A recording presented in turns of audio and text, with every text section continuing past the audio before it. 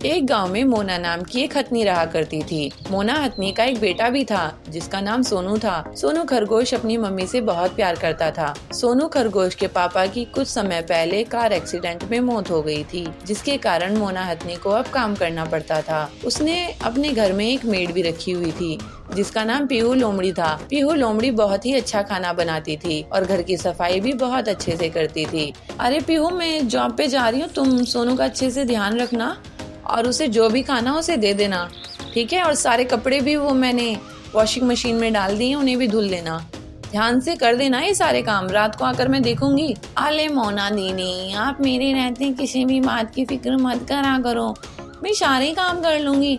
आप बस अपने काम पर ध्यान दो दीदी।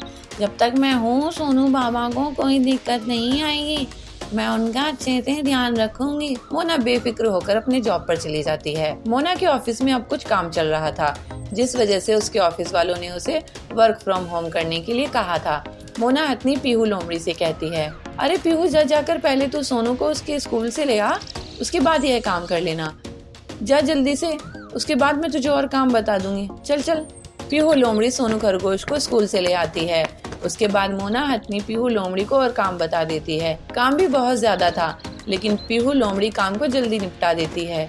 पीहू, अब तू कपड़े धुल ले, इसके बाद खाना बना देना और बाजार से भी सब्जी ले आना। देख, फ्रिज में एक सब्जी भी नहीं रखी है, अब कल क्या बनाएंगे? चल चल चल चल, जल्दी जल्दी हाथ चला, बहुत काम पड़ा है। पीहू पूरा दिन काम करके अपने घर चली जाती है। मोना को काम जरा भी नहीं करना पड़ता था। एक दिन अचानक से पीहू लोमड़ी की तबीयत खराब हो जाती है। पीहू लोमड़ी मोना हथनी से कहती है, दीदी मेरी तबीयत कुछ ठीक नहीं लग रही है, मैं घर जा रही हूँ दीदी, कल जल्दी आकर काम खत्म कर लूंगी। ठीक है पीहू, तू घर जाकर आराम कर, कोई बात नहीं, जो काम पड़ा है कल आकर कर लेना। पीहू लोमड़ी घर चली जाती है। अगले दिन जब पीहू काम पर नहीं आती तो मोना हथनी को ही घर का सारा काम करना पड़ता है। उसकी अब इतना काम करने के बाद हालत खराब हो जाती है, क्योंकि इससे पहले उसने इतना सारा काम कभी नहीं किया था। ऐसे ही अब कुछ दिन बीत जाते हैं, पर पीहू अभी भी काम पर नहीं आती। अरे ये पीहू कहाँ रह गई? ऐसे तो मेरी हालत खराब हो जाएगी। अगर वो काम पर नहीं आई तो सारा काम मुझे ही करना होगा। तभी दरवाजे से एक और लोमड़ी आती है जिसका नाम सोनी होता है। वह अंदर आती है। अरे अरे, तुम कौन हो और कैसे अंदर चली आ रही हो? मैडम पीहू, मेरा नाम सोनी है, मैं पीहू की बहन हूँ। उसकी तबीयत अभी खराब है, इसलिए उसने मुझे अपने बदले काम पर भेजा है। मोना ये सुनते ही बहुत खुश हो जाती है और उसे सारे काम बता देती है। सोनी, तुम पहले खाना बना दो मुझे, और सोनू को बहुत तेज भूख लग रही है, चलो चलो जल्दी बनाओ। ठीक है मैडम। सोनी लोमड़ी खाना बनाती है। जब दोनों खाना खाते हैं तो वह खाने में बहुत ही अच्छा होता है। मम्मी, सोनी दीदी तो बहुत अच्छा खाना बनाती है। हाँ बेटा, ये तो पीहू से भी अच्छा खाना बनाती है। अरे मैडम, हम दोनों बहनों का खाना बनाना हमारी मम्मी ने ही हमें सिखाया था। एक दिन सोनू के ऊपर एक चूहा भागते हुए जाता है। मम्मी मम्मी, चूहा देखो, यहाँ से भागा है। हम, मगर ये आया कहाँ से? मम्मी इसे पकड़ो ना, वरना ये मुझे परेशान करेगा। मम्मी पकड़ो ना जल्दी से। ठीक है सोनू, मैं कुछ करती हूँ।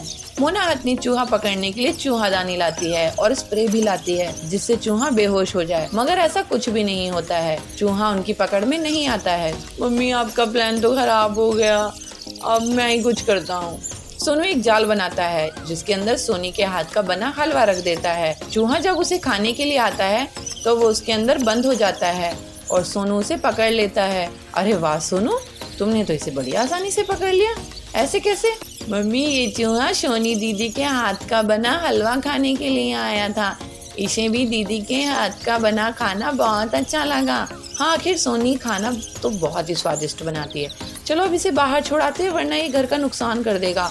पहले इसने बहुत सारे कपड़े कुतर दिए हैं और सोनू खरगोश उसे दूर जगह पर जाकर छोड़कर आ जाता है और इस तरह उन्हें उस चूहे से निजात मिल जाती है। शहर के एक जंगल में पीलू अपने पति बबलू कबूतर के साथ रहा करती थी। वो अपने पति को लंच बॉक्स देकर उसे ऑफिस भेजती है। तभी उसे एक अपने मोटर वाहन से उतरती दिखती है। अरे बबली, तू? अरे पीलू, तू यहाँ कैसे? बबली, मैं और मेरे पति इस घोंसले में किराए से रहने के लिए आए हैं। अच्छा चल, मैं अब घर के अंदर चलती हूँ। मुझे इतनी देर धूप में रहने की आदत नहीं है, मैं तो एसी में ही रहती हूँ। अच्छा, लेकिन स्कूल में तो तू हमेशा बाहर धूप में ही खेला करती थी। स्कूल की बात अलग थी। अब मैं अमीर घर में शादी होके आई हूँ। मुझे धूप बिल्कुल सूट नहीं करती है। दूसरे दिन पीलू बबली के घर अचार लेकर जाती है। बबली, ये देख, मैं तेरे लिए आम का अचार लेकर आई हूँ। इसे मेरी सास ने बनाया है, वो भी घर में। अरे, ये ऑयली अचार मैं नहीं खाती हूँ पीलू। ये सब गांव में चलता होगा, मेरे यहाँ नहीं। इसे तू वापस ले जा। पीलू उदास होकर कहती है, ओहो बबली, तेरी लाइफस्टाइल तो बहुत बदल गई है। चल ठीक है, मैं अब चलती हूँ। ऐसे कहकर पीलू वापस अपने घर चली जाती है। ऐसे ही कुछ दिनों बाद करवा चौथ का त्योहार आता है। पीलू अपने पति से कहती है, बबलू जी, मैं ये साड़ी करवा चौथ पे पहनूं तो कैसी लगेगी? पीलू, तुम भी क्या सोचती होगी कि कैसा पति मिला है, किराए के घर में रखा है, नई साड़ी भी नहीं दिला सकता। लेकिन क्या करूं, मेरी तनख्वाह इतनी कम है कि महीना पूरा होने के पहले ही सारा पैसा खत्म हो जाता है। काश इस त्योहार में मैं तुम्हें कम से कम एक अच्छी साड़ी दिला पाता। बबलू जी, आपका प्यार ही मेरे लिए असली दौलत है। आप चिंता मत करो, सब ठीक हो जाएगा। तुम सच में बहुत अच्छी हो पीलू। ये लो 1000 रुपए और इससे करवा चौथ का सामान ले आना। ठीक है जी, मैं पूजा का सामान ले आऊंगी। शाम में पीलू के घर बबली आती है। पीलू, आज करवा चौथ मनाने के लिए सभी बंगलों में आ रही है, तो भी आ जाना। मेरे बंगलों की छत से चांद साफ साफ दिखता है। तुम लोगों की छोटे छोटे घोंसलों में शायद वो सही से निकलेगा नहीं, फिर तुम लोग भूखी रह जाओगी। अगर सब आ रही है तो मैं भी आ जाऊंगी बबली। अब मैं चलती हूँ, मुझे तैयारी करने के लिए पर्सनल स्टाइलिस्ट आने वाली है। वो 50,000 ले रही है मुझे स्टाइल करने के लिए। तुम लोग तो खुद से तैयार हो जाना। रात में सभी बबली के बंगलों में पहुंच जाती है। पीलू भी वहां जाती है। अरे वाह बबली, तुम्हारी साड़ी तो बहुत ही अच्छी लग रही है। ये मेरे मुंबई जंगल के पर्सनल फैशन डिजाइनर ने मुझे डिजाइन करके दिया है। अरे तेरी मेहंदी, उसकी डिजाइन भी कमाल है। ये 25,000 की है। तुम्हारी मेहंदी के खर्च से हमारा पूरा घर ही चल सकता है। सब हंसने लगते हैं। चलो, अब चांद निकलने वाला ही है, लेकिन मेरे पति नहीं आए हैं। उनके हाथों से मैं फिल्टर्ड वाटर पीऊंगी, उसके बाद ही अपना व्रत तोड़ूंगी। एक के बाद एक सभी चिड़ियाएं अपने पति का चेहरा चांद के साथ देखकर साथ ही व्रत पूरा कर लेती है। पीलू भी बबलू के साथ व्रत पूरा कर लेती है, लेकिन बबली के पति अभी तक नहीं आते हैं। फिर सभी अपने अपने घर चली जाती है। देर रात को पीलू बबली को फोन लगाती है। अरे बबली, फोन क्यों नहीं उठा रही है? उसके पति घर आए कि नहीं? ऐसे कहते हुए वो अपने पति के साथ बबली के घर जाती है। वहाँ वो देखती है कि बबली अपने हॉल में बेहोश पड़ी हुई है। फिर पीलू तुरंत ही डॉक्टर को फोन लगाती है। इन्हें तो डिहाइड्रेशन हुआ है, इन्हें मैं एक इंजेक्शन देता हूँ, इससे इनकी हालात संभल जाएगी। इनके पति को जल्दी से बुलाओ। फिर बबलू तुरंत ही बबली के पति के ऑफिस पहुंच जाता है और उन्हें पूरी बात बताता है। वो दोनों जल्द से जल्द घर वापस आते हैं। आप कहाँ रह गए थे? आपका फोन नहीं लग रहा था। बबली, तुमने मुझे बताया ही नहीं कि आज तुमने करवा चौथ का व्रत रखी है। चलो अब जल्दी से अपना व्रत पूरा कर लो। फिर पीलू की मदद से बबली अपना व्रत पूरा कर लेती है। बबली, तुमने भाई साहब को व्रत के बारे में क्यों नहीं बताया? मैं फैशन और मेकअप में इतना ध्यान ही नहीं दी कि मुझे इन्हें बताना था, याद ही नहीं रहा। पीलू, तुम्हारी सादगी से मैं सीखूंगी कि इतने कम पैसों में भी कैसे अच्छे से रहते हैं। अब मैं अपनी दौलत के लिए इतनी घमंडी नहीं रहूंगी। उसके बाद से बबली सुधर जाती है और सादगी से अपना जीवन बिताने लगती है। नैनपुर गांव के जंगल में पीलू की एक छोटी सी बेकरी की दुकान थी। उसके हाथ के जाम, पिज्जा, बर्गर लोगों को बहुत पसंद आते थे और उसके यहाँ हमेशा भीड़ लगी रहती थी। पीलू की बहुत तारीफ होती थी। वहीं पर उसकी दुकान के सामने जाबाज की भी बेकरी थी। वो पीलू से बहुत जलता था। एक दिन वो नया साल शुरू होने के पहले अपनी दुकान में केमिकल से बने अलग अलग फ्लेवर्स के बड़े बड़े पिज्जा, बर्गर बेचना शुरू कर देता है। बड़ा साइज होने की वजह से लोग वहीं जाते थे, लेकिन उसका स्वाद उन्हें अच्छा नहीं लगता था। इससे पीलू की दुकान में अब लोग कम जाने लगे। ऐसे ही एक दिन ब्रेड सप्लाई करने वाला बबलू पीलू के पास पहुंचता है। पीलू बहन, क्या बात है, आप आजकल पिज्जा बर्गर ब्रेड्स का ऑर्डर नहीं कर रही हो? नया साल आने वाला है, अब तो लोग ज्यादा डिमांड करेंगे। क्या बताऊं बबलू भाई, उस कालू के कारण मुझे बहुत नुकसान हो रहा है। मैं तो दुकान बंद करने की सोच रही हूँ। अरे ऐसे अपशगुन बातें मत करो बहन, ऐसे हार मत मानो। तुमने बहुत मेहनत से दुकान बनाई है। लेकिन भाई साहब, आप तो अच्छे से जानते हो मुझे बहुत नुकसान हो चुका है। अब मैं और नुकसान नहीं ले सकती। नया साल में सब खुशियाँ मनाएंगे, लेकिन मेरी दुकान बंद हो जाएगी। मैं उधार लेकर दुकान नहीं चलाऊंगी। तुम फिक्र मत करो पीलू बहन, मैं तुम्हारे लिए रास्ता निकालता हूँ। मेरे जीजा जी अफ्रीका के जंगल में फ्रूट्स का काम करते हैं। मैं तुम्हारे लिए वहाँ से अनोखे फ्रूट्स मंगवाऊंगा। तुम्हारे हाथों में तो वैसे भी जाम बनाने का जादू है, बाजार में पहचान है। तुम जाम में जरूरी विटामिन होते हैं कहकर बेच देना। काम कम दाम में लोग बहुत खरीदेंगे, इससे उनका भी फायदा होगा क्योंकि वो केमिकल से बना हुआ जाम नहीं होगा। बस फिर क्या, तुम उससे खूब मुनाफा कमाना। वाह बबलू, नए साल में नया काम, नया जाम, मजा आएगा। अगर अफ्रीका से फल आए तो। पीलू तैयार हो गई और फिर बबलू उसको अफ्रीका के इम्पोर्टेड फल लाकर देता है, जिससे पीलू शाम में कम पिज्जा बर्गर बनाती है और उसे अपनी सहेली की बेटे टिल्लू को टेस्ट कराती है। बेटा, ये नए जाम पिज्जा बर्गर है, तुम जरा इसे टेस्ट करके तो बताओ कि ये कैसे बने हैं। तो टिल्लू कहता है, वाह आंटी, ये तो बहुत टेस्टी है, मैंने तो ऐसे कभी नहीं खाए। और फिर नए साल में पीलू अपनी बेकरी में जाम पिज्जा बर्गर्स बेचने लगती है। उसकी बेकरी में नए साल में नए फ्लेवर लेने के लिए बच्चों की भीड़ इकट्ठा हो जाती है और जल्दी ही पूरे जाम पिज्जा बर्गर बिक जाते हैं। इसके बाद से वो लगातार बबलू से अफ्रीका के फ्रूट्स मंगवाने लगती है। पीलू अपने जाम पिज्जा बर्गर्स को बहुत कम दाम में बेचती थी और वो केमिकल के भी नहीं थे। इसकी वजह से जाबाज की बेकरी अब ठप पड़ने लगी। पीलू के जाम पिज्जा बर्गर्स को अब बड़े बड़े ऑर्डर्स मिलने लगे और वो बहुत अमीर हो गई। लोग उसके जाम पिज्जा बर्गर को नए साल की बड़ी बड़ी पार्टी में ऑर्डर करने लगे, लेकिन पीलू ने उसके दाम नहीं बढ़ाए। इस वजह से गरीब लोग भी उसके जाम पिज्जा बर्गर को खा सकते थे। फिर पीलू अपना जीवन हंसी खुशी बिताने लगी। पिंटू गहरी नींद में सो रहा है, अब क्या करूं? पिंटू को जगाना पड़ेगा, लेकिन अगर मैं यहाँ से आवाज लगाया। और फिर रिंकू बहुत तेजी से खरगोश की स्पीड से दौड़ता है और शेर के पीछे पहुंचकर उसकी पूंछ को अपने लंबे दांतों से काट देता है। शेरा जोर से चीख उठता है।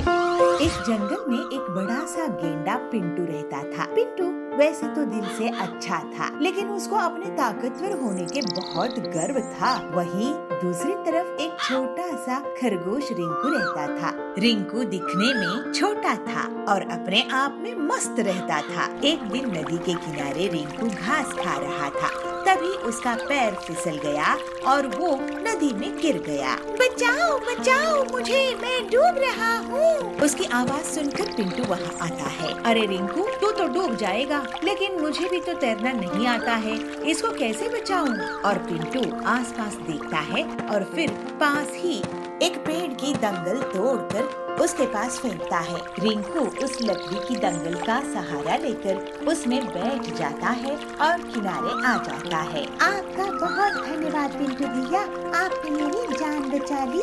मैं भी किसी दिन आपके काम आऊंगा। तुम्हारी जान बचाना तो मेरा फर्ज था, लेकिन तुम मेरे किसी काम आओगे रिंकू? तुम बहुत छोटे हो और मैं इतना ताकतवर। आगे से तुम्हें कोई मदद लगे तो बता देना। ऐसा कहकर वो वहाँ से चला गया और फिर ऐसे ही कुछ दिन बीत जाते हैं। मैं भी कभी पिंटू के काम आऊंगा।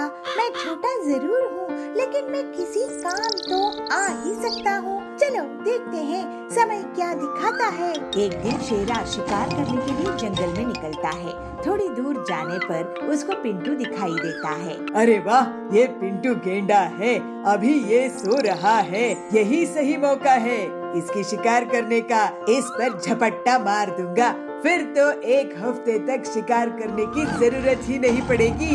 ऐसा सोचकर शेर पिंटू के पास जाता है, लेकिन रिंकू ये सब दूर से देख लेता है। ये शेरा तो पिंटू का शिकार कर देगा। पिंटू गहरी नींद में सो रहा है, अब क्या करूं? पिंटू को जगाना पड़ेगा, लेकिन अगर मैं यहाँ से आवाज लगाया तो शेर को भी पता चल जाएगा। अब तो एक ही रास्ता है। और फिर रिंकू बहुत तेजी से खरगोश की स्पीड से दौड़ता है और शेर के पीछे पहुंचकर उसकी पूंछ को अपने लंबे दांतों से काट देता है। शेरा जोर से चीख उठता है। रिंकू तुरंत झाड़ियों में भाग जाता है और पिंटू की नींद खुल जाती है। वो शेरा को देख लेता है और हैरान रह जाता है। तू जग गया, अब मैं तेरा शिकार नहीं कर सकता। शेरा वहाँ से चला जाता है। उसके जाने के बाद रिंकू बाहर आकर पिंटू से कहता है, पिंटू भैया, मैंने शेर की पूंछ काटा था। रिंकू, मैं तुम्हारा शुक्रगुजार हूँ, तुमने मेरी जान बचाई। मैं गलत था कि मैं ताकतवर हूँ और मुझे कभी किसी की मदद की जरूरत नहीं पड़ेगी। तुमने नेक दिल दिखाई और असल में बड़प्पन दिखाई हो।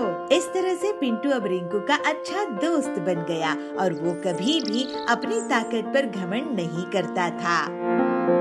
टुन्नू लोमड़ी चोर को पकड़कर उसको पुलिस के हवाले कर देते हैं। पिंकी, दादाजी मुझे माफ कर दो। तू क्यों माफी मांग रहा है? तूने क्या किया? इसलिए क्योंकि मैं रॉकी को जंगल में छोड़ आया था। पर पिंकी बंदरिया और कुन्नू सियार भाई बहन हैं। वो गांव में अपने मम्मी पापा और दादा दादी के साथ रहते हैं। एक दिन स्कूल में आते समय पिंकी बंदरिया की नजर कीचड़ में सने एक कुत्ते पर गई। वो बहुत छोटा था और रो रहा था। पिंकी को उस पर तरस आ गया, इसलिए वो उसके पास गई और अपनी बोतल का कच्चा पानी उसने उस पर डाला और उसे अपनी गोद में उठा लिया। पिंकी, छोड़ इसे, देखिए कितना गंदा है और कितनी बदबू आ रही है इसमें से। छी, छोड़ इसको।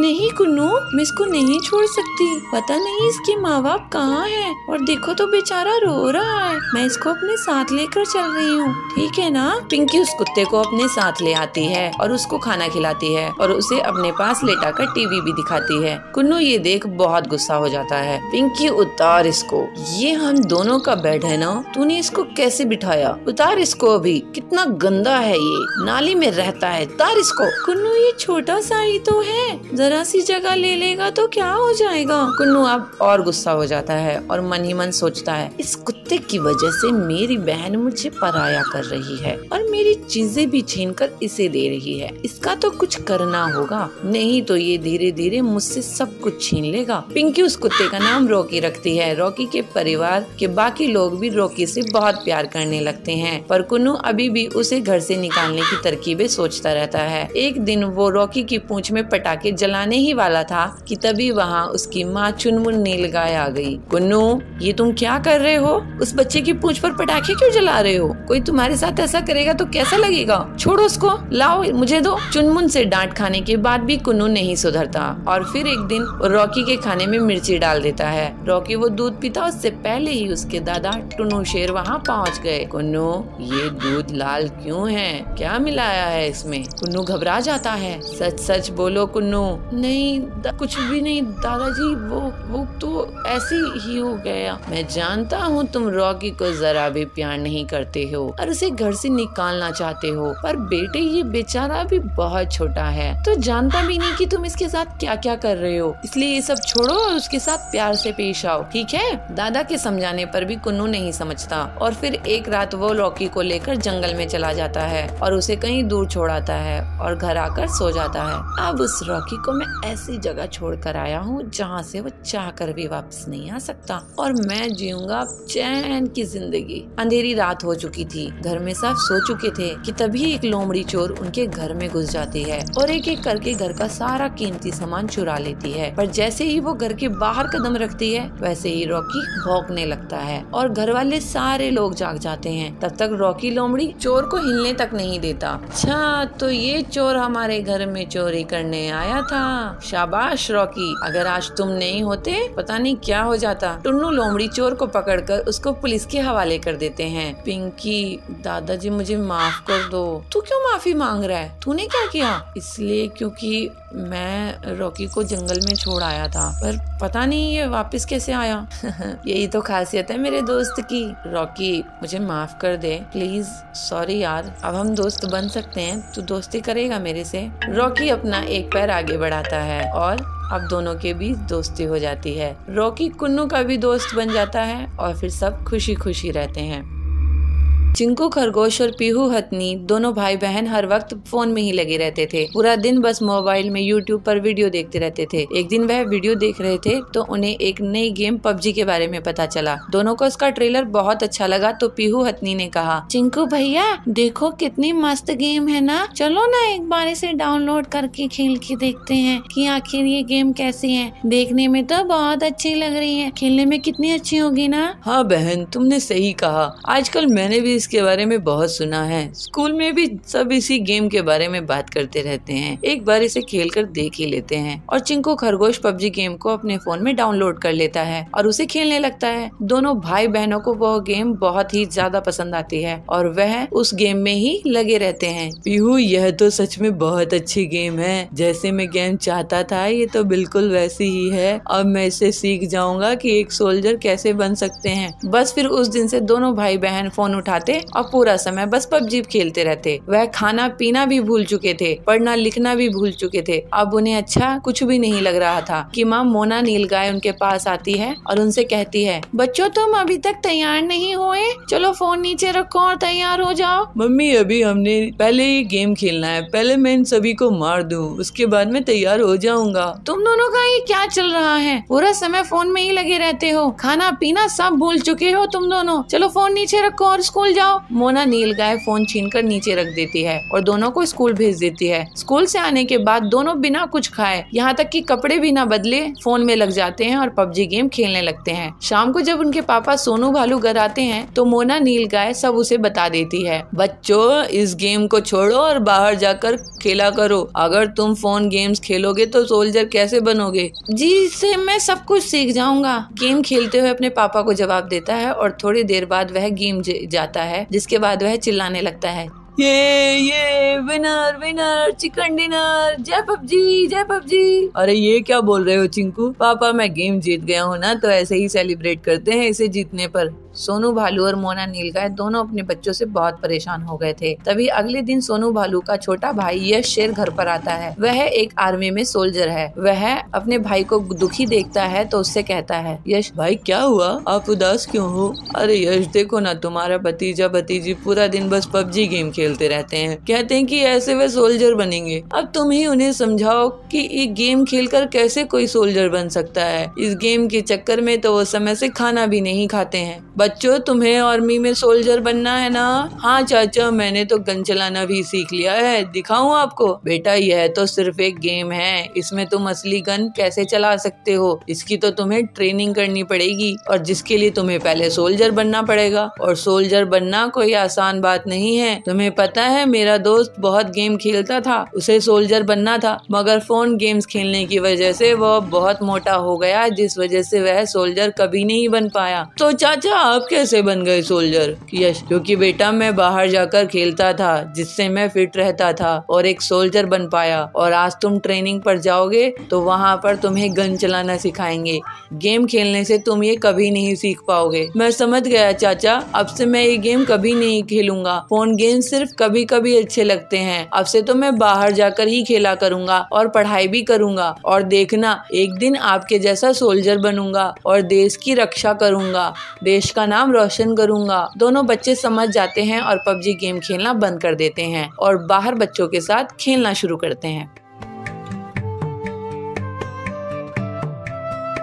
विद्यापुर नाम के गांव में पीलू चिड़िया रहती थी। उसका बेटा बबलू और बहू बबली वो भी उसी के साथ रहते थे। लेकिन बबलू और बबली को बूढ़ी पीलू का साथ रहना पसंद नहीं आता था। पीलू की एक बेटी थी, उसका नाम हरी था। हरी की बड़े शहर में शादी हो चुकी थी। शादी के बाद से वो बहुत घमंडी हो गई थी और अपने मायके वालों से ज्यादा बातचीत नहीं करती थी। एक दिन बबलू कहता है, माँ मेरी बात सुनो, मेरी कमाई बहुत कम हो चुकी है और महंगाई बहुत ज्यादा।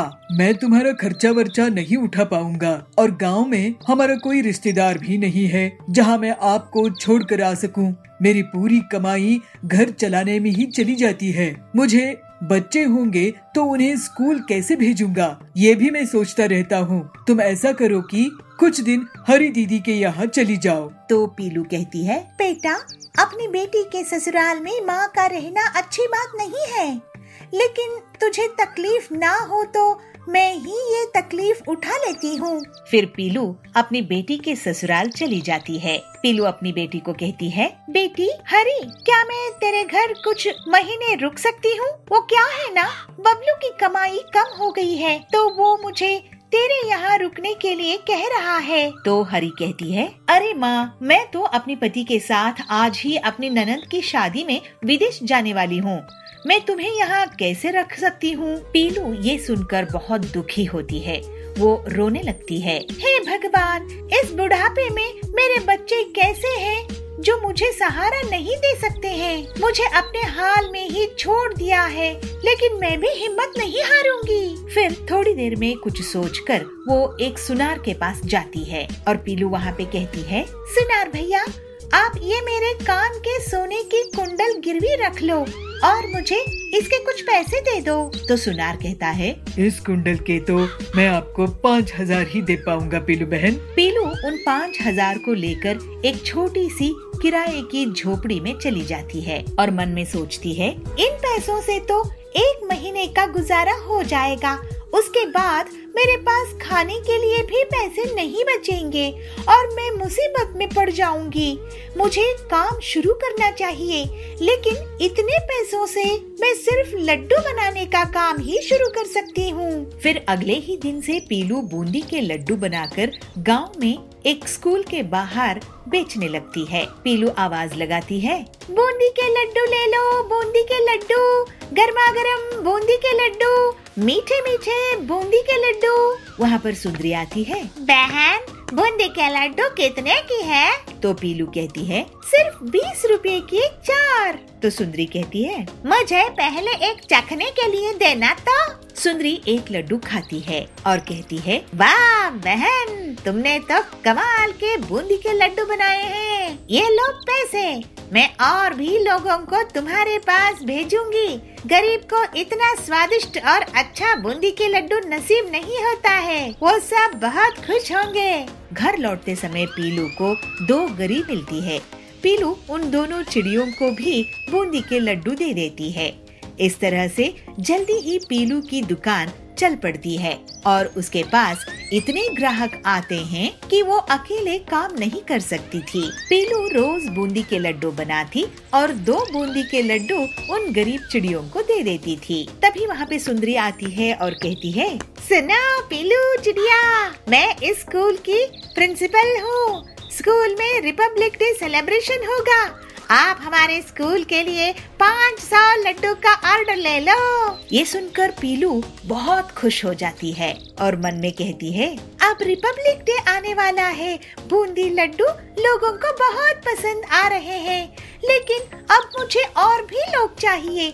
क्यों ना मैं उन गरीब चिड़ियों को काम पर लगा लूं? पीलू उन चिड़ियों से कहती है, सुनो, तुम दोनों यहाँ पर भीख मांगती हो, मैं तुम्हें काम दे सकती हूँ अपनी दुकान में अगर तुम करना चाहो तो। लवली कहती है, बहन मेरा नाम लवली है, मैं एक अमीर घर से थी, लेकिन मेरे बच्चों ने मुझे घर से निकाल दिया तो मैं यहाँ हूँ। तब और एक चिड़िया कोयल कहती है, मैं भी अच्छे घर से थी बहन, मेरी भी यही कहानी है।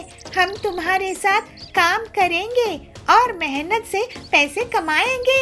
ये सुनकर पीलू बहुत खुश हो जाती है और फिर तीनों चिड़िया मिलकर रिपब्लिक डे के लिए लड्डू बनाने का काम शुरू कर देते हैं। ऐसे ही एक दिन पीलू का बेटा उसकी दुकान में आता है। माँ, तुम तो बहुत मेहनती हो, मुझे माफ कर दो माँ। हम जवान लोगों के रहते तुम्हें इतनी परेशानी उठाने की कोई जरूरत नहीं है। मुझे माफ कर दो ना, तुम्हारा ख्याल नहीं रख पाया मैं। तुम्हें किस हाल में छोड़ दिया था। मैं अब तुम्हारी दुकान में काम करूँगा। तो पीलू कहती है, बेटा अब मेरे रिपब्लिक डे के लिए बूंदी के लड्डू बना रही हूँ, तू जाकर और भी स्कूल से ऑर्डर ले आ। फिर उस दिन बबलू दूसरे स्कूल से लड्डू के ऑर्डर ले आता है और उसकी पत्नी भी पीलू के काम में हाथ बटाने लगती है और पूरी ईमानदारी से वो दोनों पीलू की सेवा करने लगते हैं।